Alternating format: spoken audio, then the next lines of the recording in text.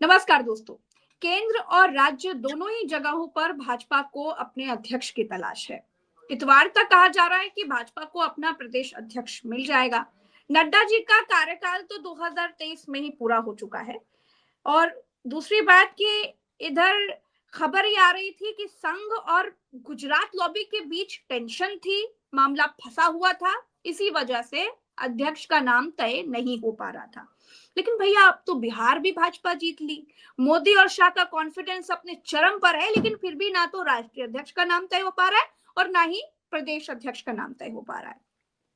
नाम तो कई चल रहे हैं, लेकिन एक बात साफ है कि जो भी भाजपा का नया अध्यक्ष होगा वो ये तय कर देगा कि अब भाजपा की कमान किसके हाथ पे होगी, दबदबा किसका होगा, संघ पक्ष का या फिर गुजरात लॉबी के पक्ष का। और ये भी सवाल का जवाब मिल जाएगा कि अब मोदी के बाद योगी का क्या होगा। क्या मोदी के बाद योगी के नाम के जो नारे चल रहे हैं उनको बल मिलेगा, या फिर मोदी के बाद शाह स्थापित हो जाएंगे। ऐसे बहुत सारे सवाल हैं जो आज लोगों के मन में चल रहे हैं। इसीलिए इतनी बड़ी पार्टी अभी तक अपना अध्यक्ष तय क्यों नहीं कर पा रही है, ये तलाश, इतनी लंबी तलाश क्यों हो गई है, उस पर बात करने के लिए हमारे साथ आज वर्षों तक पार्लियामेंट कवर कर चुके वरिष्ठ पत्रकार केपी मलिक सर हैं। उनसे तफसील से इस पर बात करेंगे। सर, आपका बहुत बहुत स्वागत है। धन्यवाद प्रज्ञा जी। सर, पहले तो एक सवाल मैं आपसे हर बार पूछती हूँ कि इतनी बड़ी पार्टी है, अपना अध्यक्ष नहीं तय कर पा रही है, और अब तो बड़ी खबरें ये आ गई हैं कि दिल्ली में मोदी और शाह के बीच वॉर छिड़ गई है। देखिए प्रज्ञा जी, पहली बात तो आपने जैसे कहा कि गुजरात लॉबी, अब उसको गुजरात लॉबी कहना बंद कर दीजिए। अब लॉबी मोदी लॉबी और शाह लॉबी हो गई है। ये थोड़ा आपको परिवर्तन करने की आवश्यकता है। आप 11 साल पुरानी भाषा बोल रहे हैं, 12 साल पुरानी भाषा बोल रहे हैं, इसको आपको अब तब्दील करना पड़ेगा दोनों ग्रुपों में। आपको याद होगा हम लगातार कहते थे कि दिल्ली में, लखनऊ में तल्खी चल रही है, और कई लोग कहते थे नहीं नहीं ये तो फालतू की बकवास कर रहे हैं, ऐसा कुछ नहीं है। और अब आप तस्वीर आपके सामने है 2024 में जो रिजल्ट आए। ऐसे ही क्या है कि मैं आपको पहले ही बता रहा हूं कि 2 खेमे बन चुके हैं और उनमें भयंकर वार चल रही है। उसके कारण है ना, वो चीज हवा में नहीं चल रही है। लखनऊ की और दिल्ली की लड़ाई क्यों थी, अब आपको समझ में आ जाना चाहिए अगर आप जरा सा भी विश्लेषण करेंगे कि गुजरात लॉबी अपने तरीके से उत्तर प्रदेश को भी हाँकना चाहती थी, जैसे वो दूसरे राज्यों को हाँक रही है, चाहे उत्तराखंड हो, राजस्थान हो, मध्य प्रदेश हो, गुजरात हो, छत्तीसगढ़ हो, जो भी स्टेट हो, आप देख रहे हैं कि वहां क्रांतिकारी मुख्यमंत्री बनाए गए हैं और सबके रिमोट दिल्ली में रखे हुए हैं। उत्तर प्रदेश के मुख्यमंत्री का रिमोट दिल्ली में नहीं था, उनका रिमोट मठ में रखा हुआ था गोरखपुर में। तो वो रिमोट गोरखपुर से दिल्ली नहीं पहुंच पा रहा था, सारी लड़ाई ये थी। खैर वो अब कुछ नहीं हुआ उसमें, और मामला इतने आगे तक आ गया और लगभग आपको 8 साल पूरे हो चुके हैं जी। अब इसी बीच एक बड़ी चीज ये थी कि जो रणनीति बनी थी 75 पर की, और जब है 75 पार आप करेंगे तो 75 में आपको उसमें मार्गदर्शक मंडल में जाना पड़ेगा, इस तरह का एक रूल बना था पार्टी में, और उस पर जो है शुरू भी हुआ था मामला। एकाएक वो रूल बदल गया, एकाएक वो रूल तोड़ दिया गया। क्यों भाई? जब आपने खेल के रूल बनाए थे और आप जीत रहे थे तो रूल चल रहे थे, और आज जब आपको लग गया है कि आप इस रूल में हार रहे हैं तो आपने रूल ही बदल दिया। तो ये रूल अब जो है आपस में ही बातचीत टकरा गई है। अब यहाँ पे ना कांग्रेस की जरूरत है, ना समाजवादी की जरूरत है, ना ममता बनर्जी की जरूरत है। अब मामला अंदर से ही शुरू हो गया है। मतलब ये तो वही वाली बात हो गई, हमें तो अपनों ने लूटा गैरों में कहा दम था, हमारी कश्ती वहीं डूबेगी जहां पर पानी कम था। तो इधर शाह लॉबी और मोदी लॉबी का जो वार छिड़ी हुई है, आपको क्या लगता है कि सबसे बड़ा कारण क्या है? क्या ये 75 पार पर रिटायरमेंट हो जानी चाहिए थी, शाह को मौका देना चाहिए था, मौका नहीं मिला? थोड़ा खुलकर सर, थोड़ी इन परतों को और खोलिए ताकि लोगों को और बेहतर समझ आए। नहीं, देखिए प्रज्ञा, आपको ये देखना चाहिए कि भाई मार्गदर्शक मंडल का जो क्या बोलते हैं उसको बनाने का, मार्गदर्शक मंडल की स्थापना करने का, उसकी परंपरा शुरू करने का कारण क्या था, क्या रीजन था? आप ना बनाते भाई। आपने अगर किसी नेता को नहीं बनाया तो आप उसने आपका क्या बिगाड़ लिया? और आज आज 75 पार वाले भी से ज्यादा तो आपकी पार्टी में 7 बार के, 8 बार के, 6 बार के सांसद हैं, विधायक हैं, नहीं बना रहे आप उनको। आपके पास राज्यों में एक से एक पुराने भारतीय जनता पार्टी के संघ के वरिष्ठ नेता है, आप उनको मुख्यमंत्री नहीं बना रहे, तो कोई आपका क्या? तो मेरा सवाल ये है कि आपने मार्गदर्शक मंडल को बनाया क्यों था? तो मार्गदर्शक मंडल को इसलिए बनाया गया था कि कल को इस परंपरा का निर्वहन सब लोग करेंगे, और आज वो परंपरा आके जो है महामानव पे रुक गई है। जब महामानव का नंबर आया, ओहो, उन्होंने कहा नहीं नहीं भाई, इस परंपरा का निर्वहन हम नहीं कर सकते, अभी तो समय है, अभी तो हमें फुर्ती है, जान है, अभी तो हम कूद कूद के जा रहे हैं भाई, हमें तो बहुत सारे उद्घाटन करने, बहुत सारे मंदिर बनवाने, बहुत सारे काम करने हैं, अभी हम नहीं जाएंगे। तो जो पीछे चलने वाले लोग थे, जिनमें सहमति बनी थी कि जब लड्डू तैयार हो जाएगा, अभी तो आप खाएंगे, लेकिन जब लड्डू तैयार हो जाएगा, सब में बटेगा, तो वो बाकी लोग परेशान हैं। अब जो गदाधारी भीम थे, जो हनुमान थे, उन्होंने कहा अगर रामचंद्र जी कुर्सी से हटे तो हनुमान का कुछ नंबर आए, तो वो कह रहे हैं अब हमारा क्या होगा? तो अब इन्होंने कहा कि हम हटेंगे नहीं, तो उन्होंने कहा तो हम बैठने नहीं देंगे आपको, हम कुर्सी के पाए को हिलाएंगे। और उन्होंने एक गड़गड़ाहट करके दिखा दिया है भूकंप लाके कि अगर आप नहीं मानोगे तो इस भूकंप के नतीजे और गंभीर हो सकते हैं। आपने देखा कि जिस चीज का आप केंद्र बता रहे थे भूकंप का कि छत्तीसगढ़ है, और वहां से पूर्व मुख्यमंत्री और उनका बेटा चला रहे हैं, वो रिमोट तो पीएमओ में रखा हुआ है। और ये कौन बता रहा है? ये पीएमओ में रिमोट रखा है, ये किसी की हिम्मत है बाहर के व्यक्ति का कि वो बता दे? तो ये तो जाहिर सी बात है, जिसके हाथ में आज सिस्टम है, जिसके हाथ में पूरे देश की सिक्योरिटी है, पूरे देश की पुलिस है, पूरे देश की जो है आईबी है, पूरे देश की सीबीआई है, पूरे देश की, तो वही बता सकता है। तो उसने बता दिया है कि ठीक हो जाइए, नहीं तो अगला झटका बड़ा झटका होगा, और ये झटका जब इन लोगों पे लगेगा तो ऑटोमेटिकली आप पे झटका आ जाएगा और आप इसमें निपट जाएंगे। तो आप इसलिए अपना वायदा याद कर लीजिए। तो उनका कान खोलने के लिए, उनको वायदा याद दिलाने के लिए इस तरह की चीजें दिल्ली में शुरू हो गई हैं। अब आपने जो बात की है राष्ट्रीय अध्यक्ष का, वो भी उसी पर आ रही हूँ। दुनिया की इतनी बड़ी पार्टी के लिए अध्यक्ष का चुनाव इतना कठिन हो गया है सर, कि अब तो लोग भी सवाल उठाने लगे हैं कि ऐसा क्या मामला फंसा हुआ है। देखिए प्रज्ञा, बात ये हो गई है कि अब संघ और भाजपा का राष्ट्रीय अध्यक्ष बने, ये वाली बात नहीं रह गई है। अब बात यहां आ गई है कि जो राष्ट्रीय अध्यक्ष बनेगा वो मोदी लॉबी का बनेगा या शाह लॉबी का बनेगा। अब संघ ने भी एक चीज कर ली है कि संघ किसके साथ है, संघ कौन सी लॉबी के साथ है, वो मोदी लॉबी के साथ है या शाह लॉबी के साथ है। संघ को भी एक तरफ जाना पड़ेगा, वो दोनों लॉबी के साथ नहीं जा सकता। इसीलिए आपने देखा एक आवाज संघ की तरफ से चेन्नई से आई, दूर से गूंजती हुई, कि मोदी जी का उत्तराधिकारी कौन होगा। जो आरएसएस आज तक बोल नहीं पा रही, चू नहीं कर पा रही, राष्ट्रीय अध्यक्ष के पद पे कह रही है कि हमें बनाना होता हम तो कब का बना देते, और वो उत्तराधिकारी ढूंढ रही है। इसके मायने आप समझ रहे हैं? ये आवाज संघ की है, लेकिन आवाज देने वाला और पीछे से रिमोट दबाने वाला कोई और है। तो वो कौन है? क्या खिचड़ी पक रही है? तो ये खिचड़ी अगर आपको पकी हुई देखनी होगी, इसके लिए आपको थोड़ा इंतजार करना होगा कुछ दिनों का। अभी पार्लियामेंट के सेशन के बाद और नया साल 26 जनवरी ये सब मनाने के बाद आपको नई नई चीजें पार्टी में, सरकार में, भारत की राजनीति में दिखाई देंगी, और तब आपके लिए और नई नई खबरें आएंगी।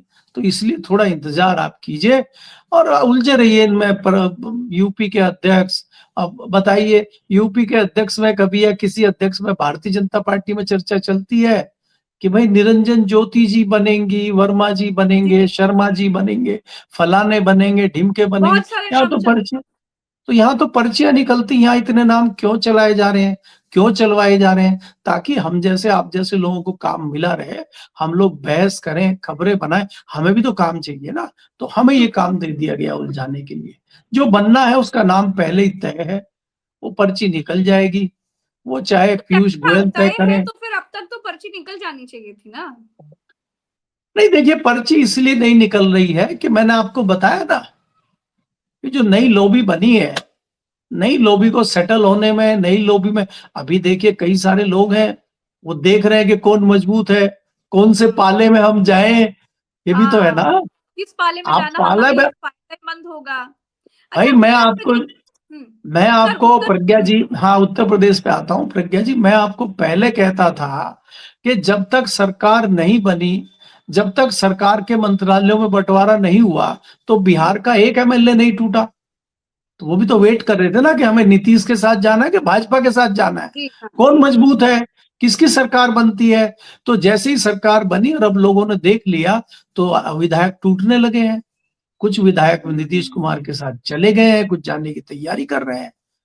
लेकिन कल को अगर उनको दिखाई देता है कि भाजपा की सरकार बन गई है और भाजपा मजबूत है, तो वो उधर भी जा सकते हैं। तो इसीलिए भारतीय जनता पार्टी के जो इंटरनल नेता हैं, विधायक हैं, मंत्री हैं, केंद्र में मंत्री हैं, सांसद हैं, वो भी तो वेट कर रहे हैं ना। आपको एक एक हिंट देता हूं और आप उस पे आपको समझ में आ जाएगा।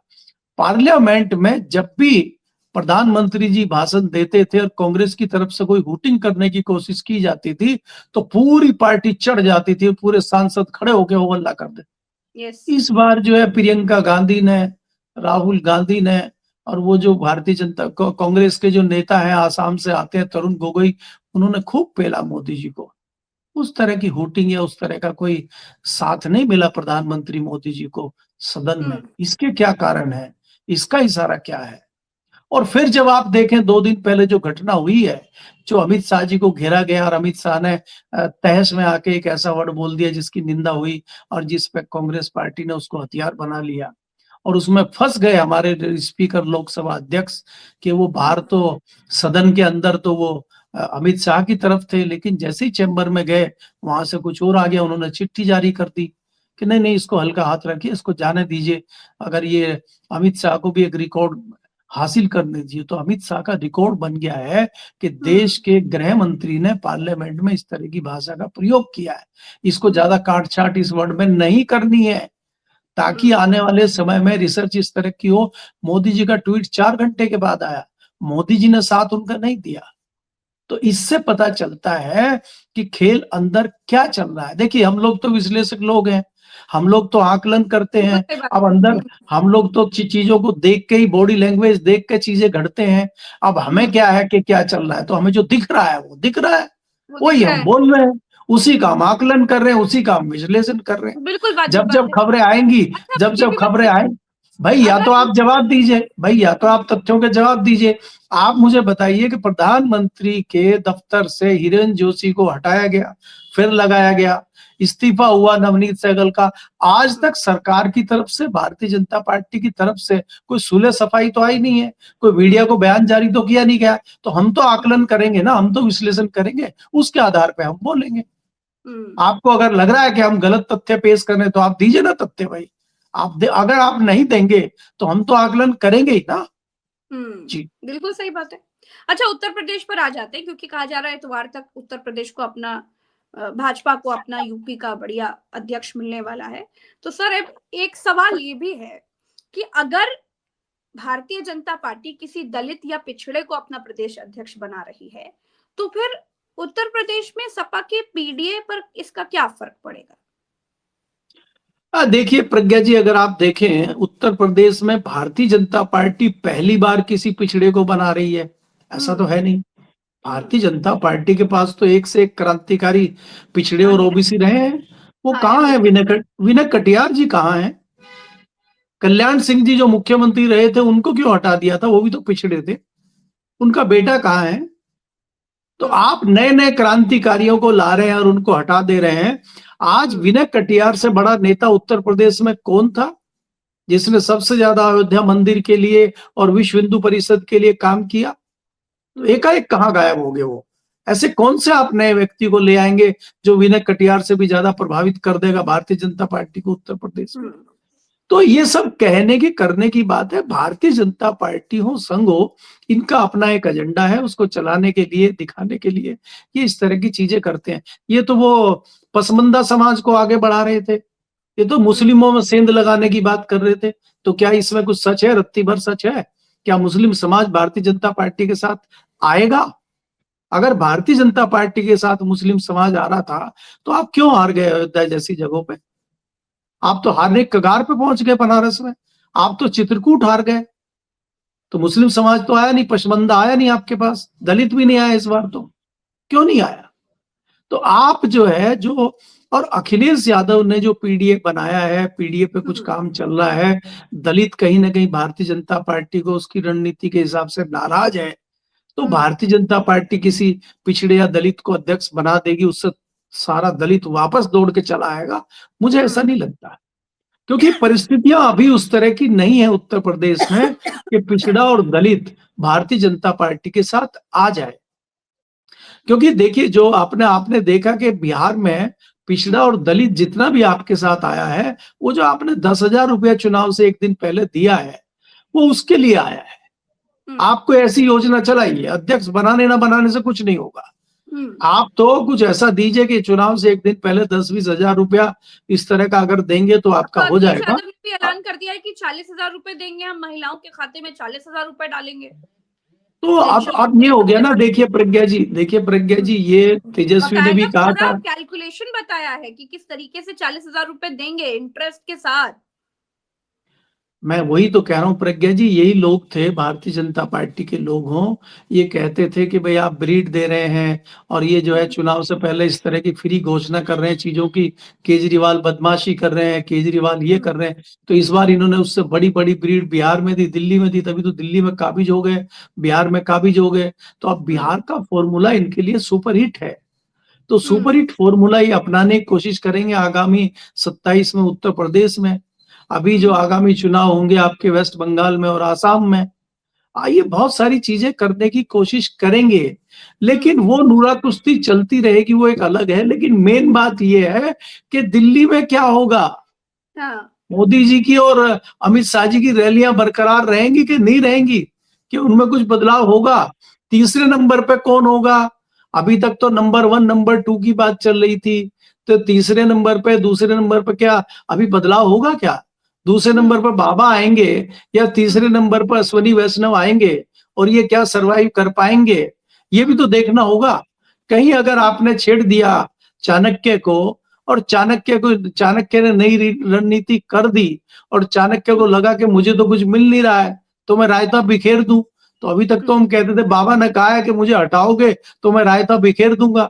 अब तो बड़े वाले बाबा ने बोलना शुरू कर दिया दिल्ली में कि मुझे अगर नहीं बनाओगे उत्तराधिकारी तो मैं रायता बिखेर दूंगा। और ज्यादा रायते की हांडी, बड़ी जो हांडी है वो तो दिल्ली में रखी है, यूपी में तो छोटा सा लोटा है रायते का, वो बिखर भी गया तो संभल जाएगा।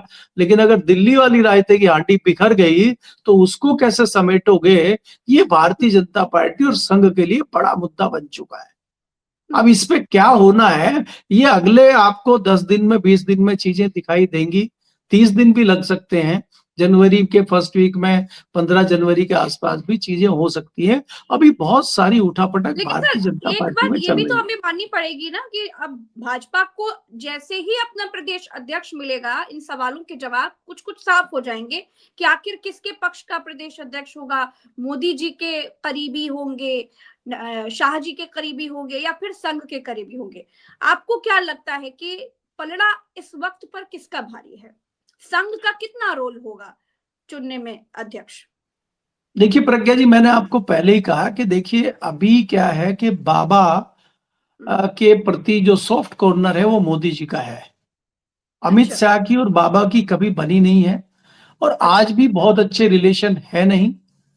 अमित शाह के साथ अगर बाबा कोई डील कर लेते हैं कि भाई मैं आपको उत्तर प्रदेश में सपोर्ट करूंगा और आप मुझे केंद्र में सपोर्ट करिए, अगर कोई नई ऐसी डील बन जाती है तो निश्चित तौर पे अमित शाह वहां मजबूत हो जाएंगे और यूपी में बाबा मजबूत रहेंगे।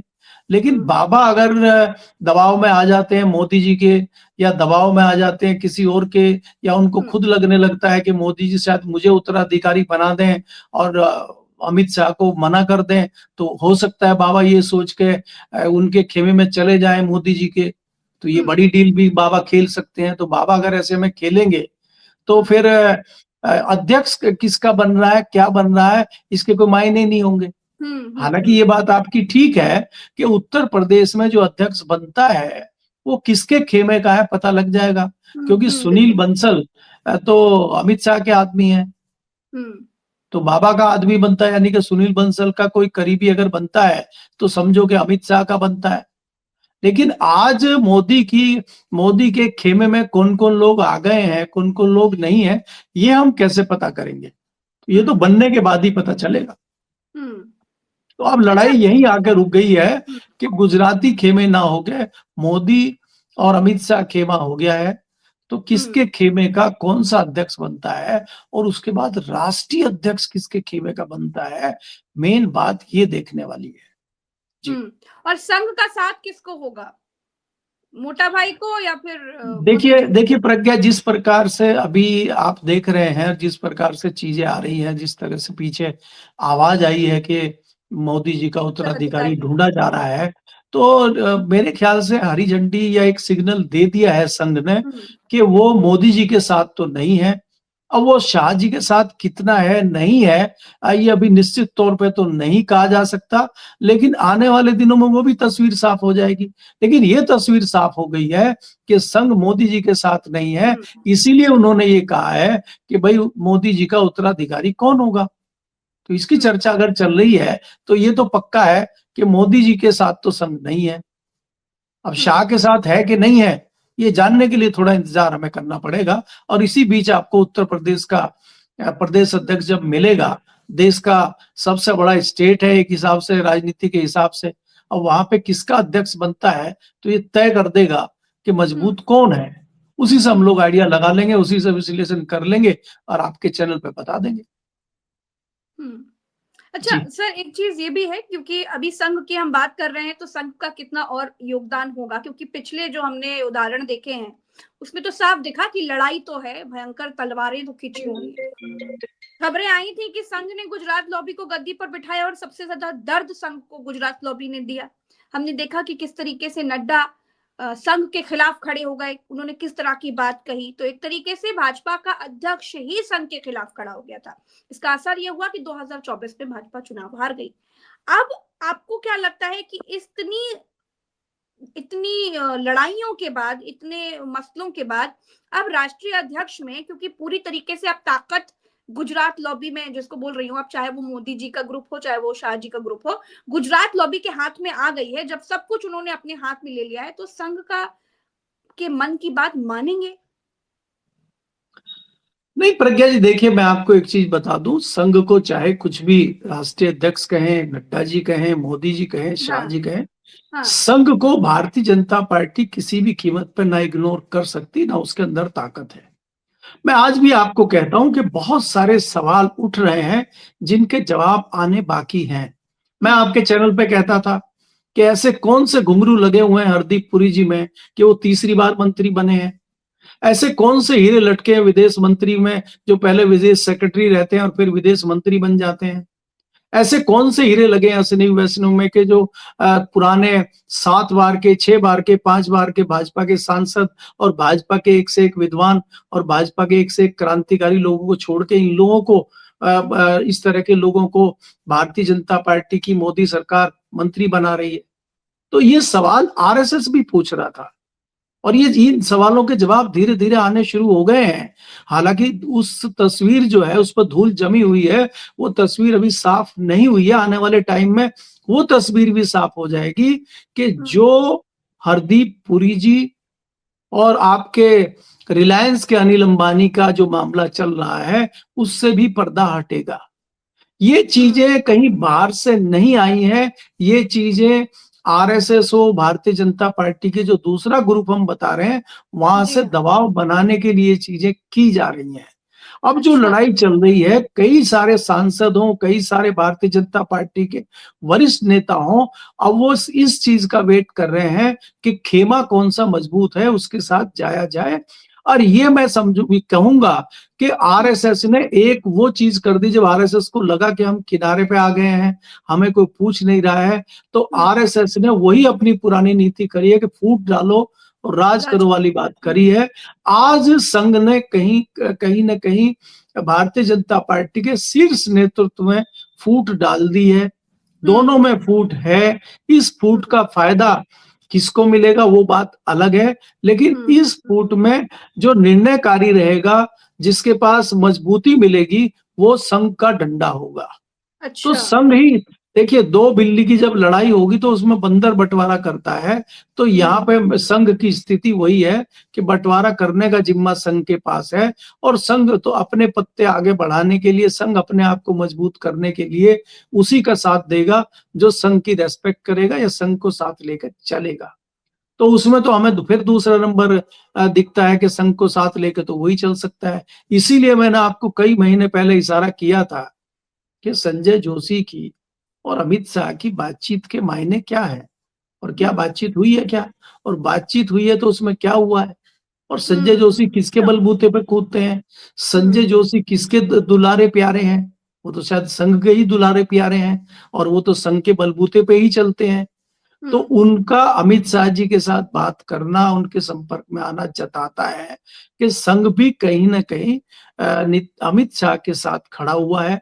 कितनी देर खड़ा हुआ है, क्या उनके माध्यम से अपना जो एजेंडा सिद्ध करना चाहता है, क्या उनके माध्यम से ये चाहता है कि पहले ताकत कम की जाए इन दोनों की, जो दोनों का गठजोड़ बना है, और उस गठजोड़ की वजह से इतनी हिम्मत नड्डा में आ गई है कि आज वो संघ को ही नकार दे रहा है। तो क्या हमें पहले इस गठजोड़ को तोड़ना चाहिए, और उस गठजोड़ को तोड़ने में क्या संघ कामयाब हो चुका है? अभी ये भी खुलना बाकी है, क्योंकि अभी पूरी चीजें संघ की तरफ से भी नहीं आई है। इसको बयान को मैं उस तरह से देख रहा हूं कि जब नड्डा का बयान आया था कि अब हमें संघ की आवश्यकता नहीं है, इसी प्रकार से संघ का बयान आया है कि अब हमें उत्तराधिकारी मोदी जी का ढूंढना है। लेकिन कितना ढूंढना है, क्या ढूंढना है, क्या संघ ये ढूंढने में कामयाब हो जाएगा, ये भी देखना हो, क्योंकि नड्डा जी तो आरएसएस को खत्म करने में कामयाब हुए नहीं। ऐसी स्थिति तो आई नहीं है कि आज भारतीय जनता पार्टी को संघ की जरूरत नहीं है। हमें तो ये पता है कि संघ ने, चाहे बिहार का इलेक्शन हो, चाहे दिल्ली का इलेक्शन हो, चाहे महाराष्ट्र का इलेक्शन हो, ये इलेक्शन जिताने में तो कहीं ना कहीं संघ रहा है साथ में। तो ये परिस्थितियां तो आई नहीं है कि संघ की आपको जरूरत नहीं है।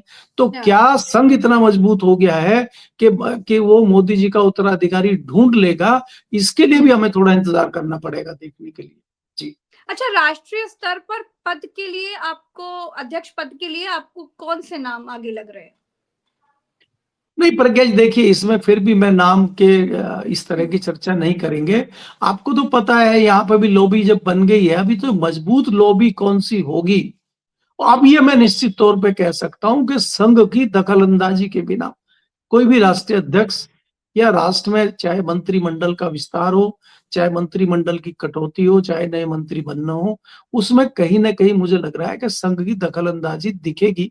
क्योंकि मुझे लग रहा है कि संघ कहीं ना कहीं मजबूत हो रहा है, और क्योंकि दो लॉबी हो गई हैं, तो उस लॉबी में संघ की दखलंदाजी बढ़ेगी और संघ का प्रभुत्व बढ़ेगा, तो संघ की पसंद का ही राष्ट्रीय अध्यक्ष होगा, मैं ये कह सकता हूं। अब कौन होगा, कई सारी चीजों पे ये होता है कि आप भी भाई आप ये कह देते हैं ये नहीं होगा चाहे कोई हो। उसका एक एग्जाम्पल छोटा सा मैं दे देता हूं आपको कि जब ये हुआ कि लालू को और मुलायम सिंह यादव को इस बात का खतरा हो गया, लालू को ये खतरा हो गया कि भाई मुलायम सिंह यादव अगर बन गए पीएम तो यादव का कोटा जाता रहेगा आगे के लिए भी, और मुझे शायद कुछ ना मिले, तो इसलिए वो अड़ गए कि गधा घोड़ा कोई बन जाए, मुलायम सिंह यादव नहीं बनेंगे। और हाथ जोड़ के खड़े हो गए, धन्यवाद कर दिया देवगौड़ा जी ने। देवगौड़ा जी को लोग हमारे बारे में कह रहे हैं कि बहुत बहुत धन्यवाद मुझे प्रधानमंत्री बनाने के लिए, तो पत्ता कट गया इनका। तो कहीं ऐसा हो कि अगर हम जैसे संजय जोशी की बात करते हैं, ये मामला अड़ जाए, सब लोग अड़ जाए कि भैया संजय जोशी नहीं होंगे, इनके नाम पे चाहे किसी जिसको संघ चाहे बना ले, तो ऐसे में पे एक संघ का नया चेहरा सामने आ सकता है और एक नई महत्वपूर्ण जिम्मेदारी संघ संजय जोशी जी को दे सकता है। तो बहुत सारे रास्ते अभी निकलेंगे, लेकिन पहले तय हो जाए कि मजबूत लॉबी कौन सी है। और मजबूत लॉबी तो तभी होगी ना जब कोई युद्ध होगा, कोई मल्ल होगा, कोई कुछ होगा और वो कुश्ती में पटक देगा, तभी तो एक मैसेज होगा। अभी तो कुछ आया नहीं है ना, अभी तो सिर्फ जुमलेबाजी चल रही है या बयानबाजी चल रही है या खाली कहना सुनना चल रहा है, अभी कुछ रिजल्ट तो आया नहीं है सामने। तो जब तक रिजल्ट नहीं आ जाता तब तक इस पर कुछ नहीं कहा जा सकता, मुझे ऐसा लगता है। चलिए, बहुत बहुत शुक्रिया केबी मलिक सर, आपने समय दिया। दर्शकों का भी बहुत धन्यवाद। बहुत आभार। तो लगभग इतवार तक कहा जा रहा है कि भाजपा को अपना प्रदेश अध्यक्ष मिल सकता है। इंतजार बहुत लंबा हो गया, नाम कई सारे चल रहे हैं, लेकिन अभी तक जो एग्जैक्ट नाम कौन हो सकता है ये अभी तक साफ नहीं है, क्योंकि बहुत सारे नाम हैं। संघ की पसंद का होगा या गुजरात लॉबी की पसंद का होगा, सवाल यही है। और ये बता देगा कि आखिर अब आगे क्या होने वाला है, राजनीतिक भविष्य क्या होने वाला है भाजपा का आगे का। तो फिलहाल के लिए इतना ही। चैनल को सब्सक्राइब कीजिएगा, वीडियो को शेयर कीजिएगा, अपनी राय कमेंट में बताइएगा। आपको क्या लगता है कि उत्तर प्रदेश में कौन प्रदेश अध्यक्ष होना चाहिए? आपके मन में अगर कोई नाम हो तो कमेंट में जरूर बताइएगा। नमस्कार, जय हिंद।